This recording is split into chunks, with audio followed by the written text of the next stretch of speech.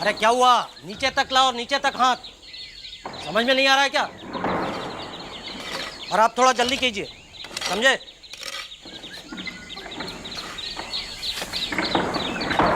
वहाँ वहाँ, हाँ, और नीचे लाइए।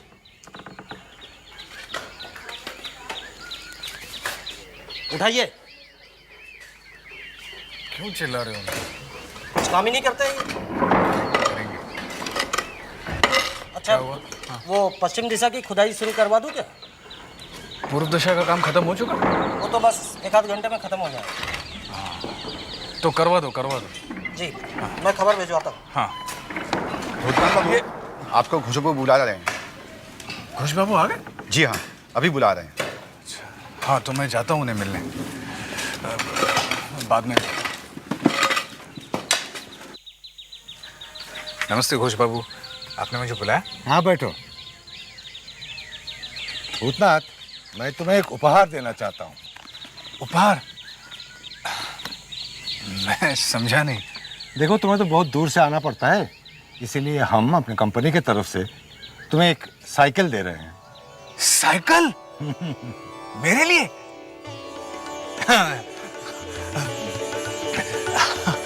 आपको बहुत बहुत धन्यवाद। धन्यवाद क्यों? वैसे भी ये मेरा फर्ज बनता है, क्योंकि मैं तुम्हारे काम से बहुत खुश हूँ। आओ। ये साइकिल? हाँ। मेरे लिए? हाँ। घोष बाबू, समझ में नहीं आ रहा मैं शुक्रिया अदा कैसे करूं आपका। अरे अरे, बहुत बहुत अच्छी साइकिल है। त्रिवेदी जी, आपको पता है घोष बाबू ने भूतनाथ बाबू को नई साइकिल दी है। क्या बकवास कर रहा था? हाँ।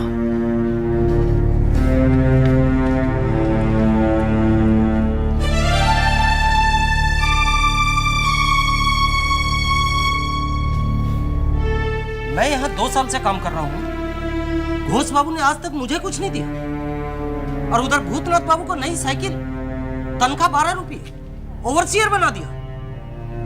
और मैं आज तक 7 रुपये में अटका हुआ। हो सकता है कि वो आपसे ज्यादा समझदार हो। चुप कर। मुझे तो कुछ शक लग रहा है। क्या? कहीं उसकी कोई लड़की उड़की तो नहीं? नहीं नहीं, उनका एक लड़का है।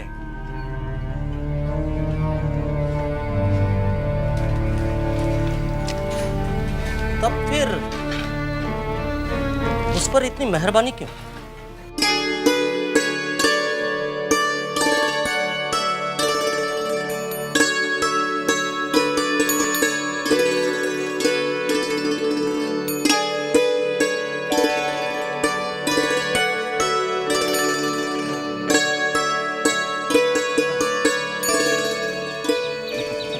भूतनाथ बाबू,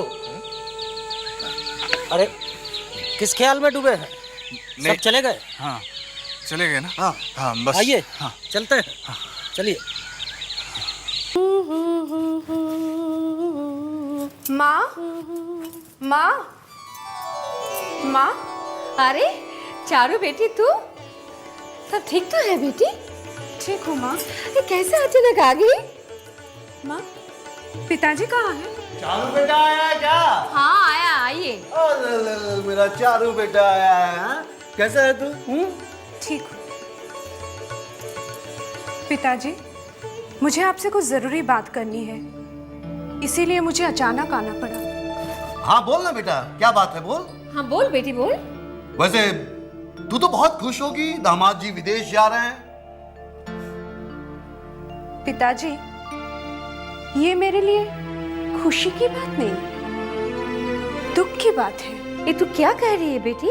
हाँ, कैसी बात कर रही है तू? मैं जो कुछ भी कर रहा हूँ तुम दोनों के भले के लिए कर रहा हूँ। लेकिन कुछ लोगों का बुरा हो रहा है। पिताजी, मैं आपसे एक बात पूछती हूँ, अगर मुझे आपसे कोई दूर ले जाए तो आपके दिल पे क्या बीतेगी? ये तू क्या कह रही है? तू हमारी इकलौती बेटी है, तुझे अपने से दूर हम किसी भी कीमत पर नहीं कर सकते। वही तो मैं भी कह रही हूँ, वो भी तो अपनी माँ के इकलौते बेटे हैं। उन्हें अपने माँ से अलग मत करवाइए। लेकिन वो खुद विदेश जाना चाहते हैं। नहीं पिताजी, ये लालच उन्हें आपने दिया है। मेरा लालच सिर्फ इतना है कि मैं अपने दामाद की तरक्की देखना चाहता हूँ, बस। अगर कोई जिंदगी में तरक्की करना चाहता है तो वो कहीं भी कर सकता है। मैं आपके आगे हाथ जोड़ती हूँ, आप उन्हें विदेश मत भेजिए। मछली बहू रानी, नन्हे बाबू जो विदेश जा रहे हैं वो क्या बहुत दूर है? मुझे क्या पता, सुना तो है दूर है। विदेश जहाज से जाना पड़ता है। जहाज क्या बहुत बड़ा होता है? होता है। विदेश जाने के लिए शांत समुंदर पार करके जाना पड़ता है। वही जैसे गोरे लोग आते हैं, वही विदेश है।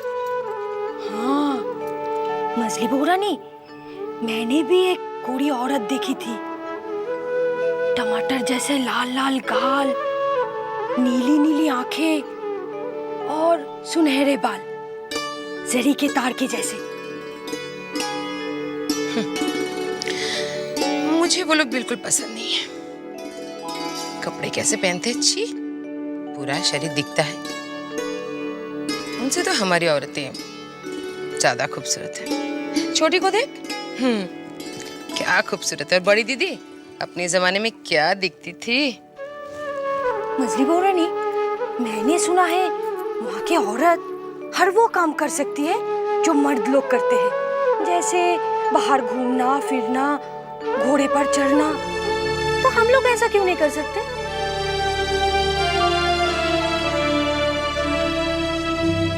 हम लोग वो सब नहीं कर सकते। हम जमींदार घर से ताल्लुक रखते हैं। हम इस हवेली से बाहर नहीं जा सकते। तेरे पिता तुझे अनाथ बना गए और मुझे विधवा।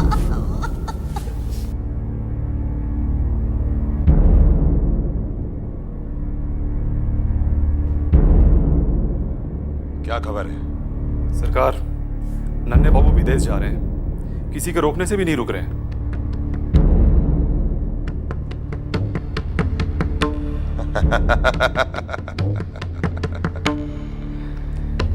जानते हो, ये हमारी दूसरी जीत है।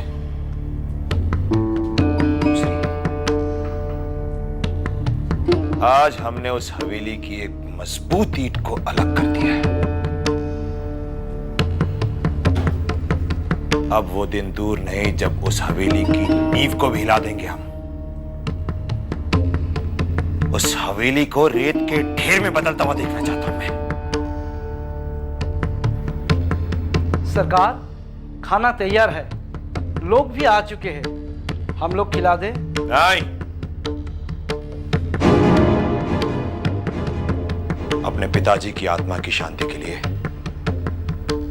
हम खुद भोजन कराएंगे।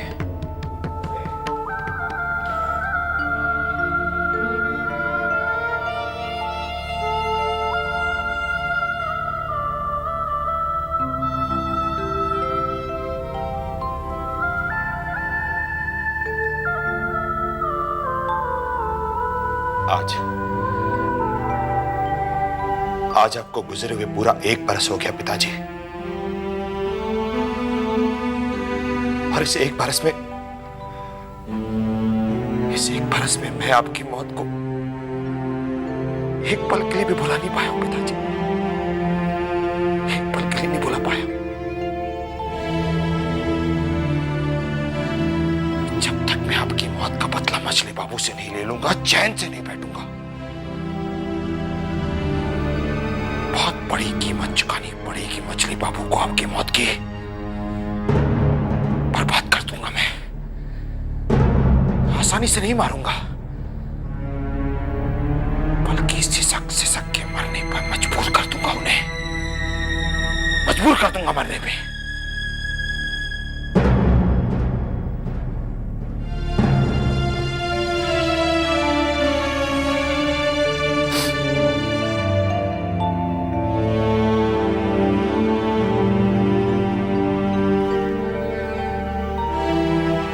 मुझे आशीर्वाद दीजिए पिताजी।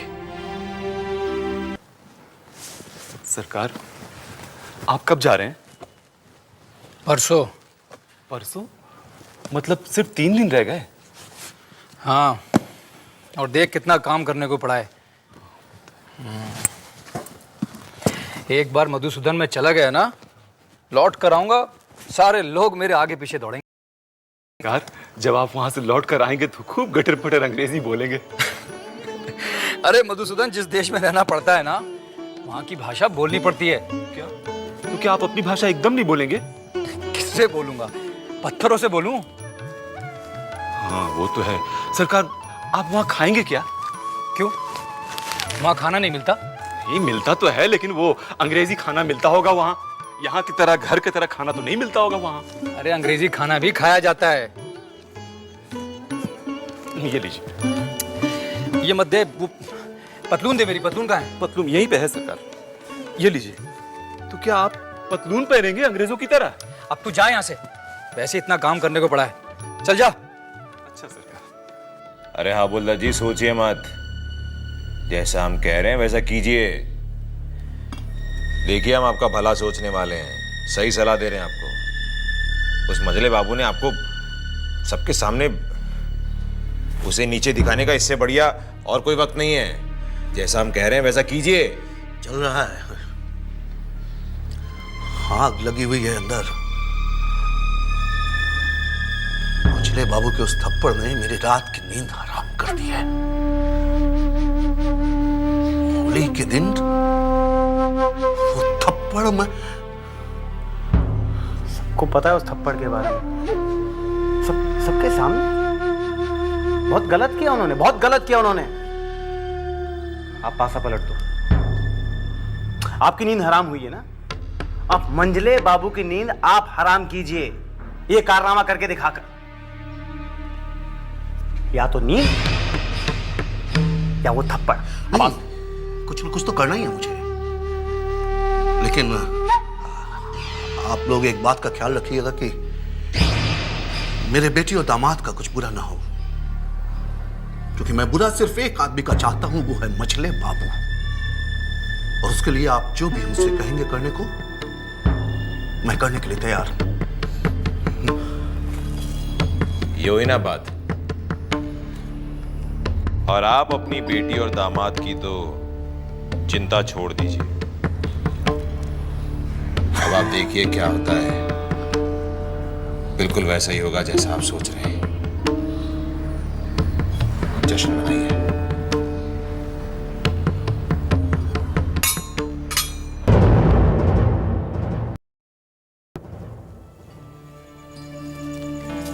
आप जाइए।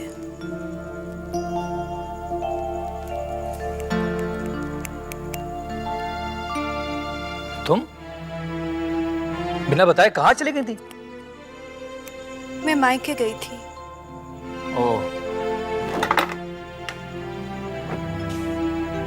माता पिताजी की याद आ गई थी क्या?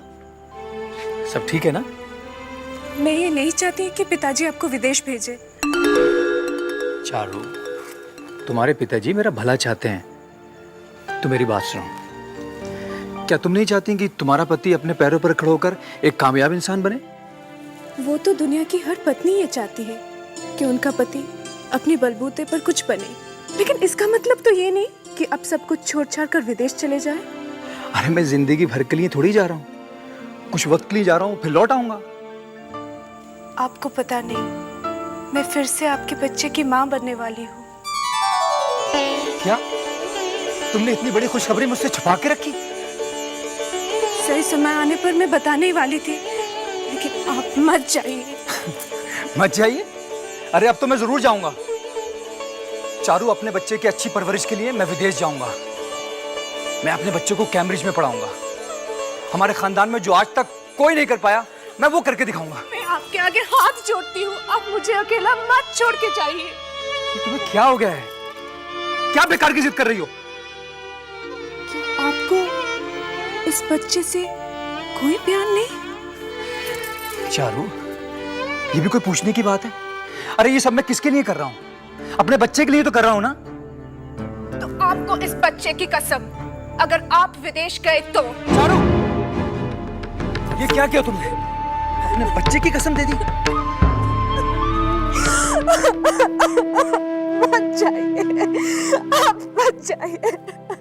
दीदी, सिंधु, क्या है? अरे तू इतना चिल्ला क्यों रही है? एक खुशखबरी है, तुम भी सुनोगी तो तुम भी चिल्लाओगी। पकड़ो। अभी तक भी शराब की बदबू आ रही है।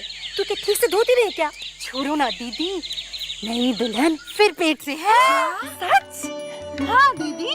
अरे वाह, इतनी बड़ी खुशखबरी और किसी को पता नहीं। मैं अभी जाके मजली दुल्हन को खबर करती हूँ। चलो, अब तो पूरी हवेली को ही बता देगी। हार हार हार, मुझे अपनी हार बिल्कुल पसंद नहीं है, खास तौर से उस हवेली के खिलाफ। आपको किसने कह दिया कि आप हार गए हैं? उस नन्हे का विदेश ना जाना मेरी हार ही है। इस हार में ना आपकी जीत छिपी हुई है।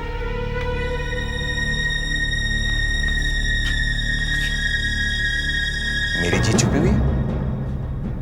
कैसे? मैं समझाता हूं।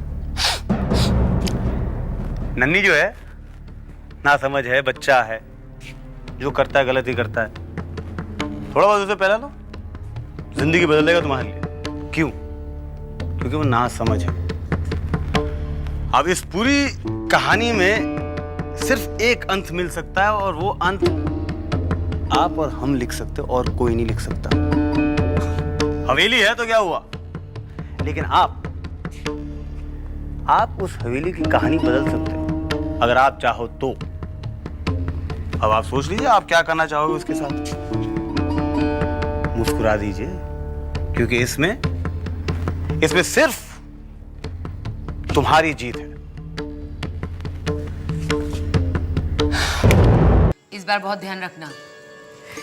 यशोदा दुलाल जब किसी से कुछ छीन लेते हैं ना, तो उसे दुखी करने के लिए नहीं, बल्कि उसकी झोली में एक बेहतर खुशी डालने के लिए। कोई बचपना नहीं। हाँ हाँ, और कोई भारी चीज मत उठाना। सीढ़ियों से उतरना। चाची मालूम है, सीढ़ियों से उतरना चढ़ना नहीं, खूब दूध घी खाना, इससे बच्चा तंदुरुस्त बनेगा, यही ना?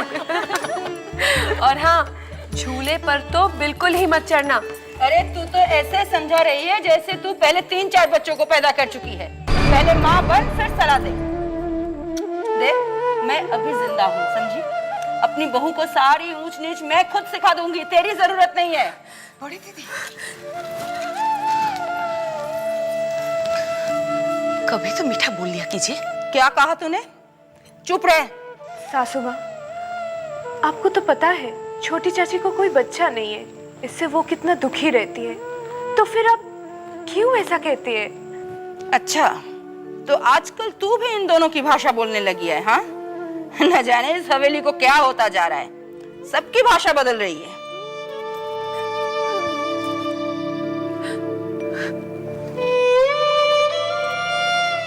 हे यशोदा दुलाल, सुना है इस दुनिया में सब कुछ तेरी मर्जी से होता है। आज तक मेरी गोद सुनी है,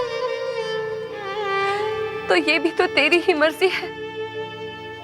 इसमें मेरा क्या कसूर है?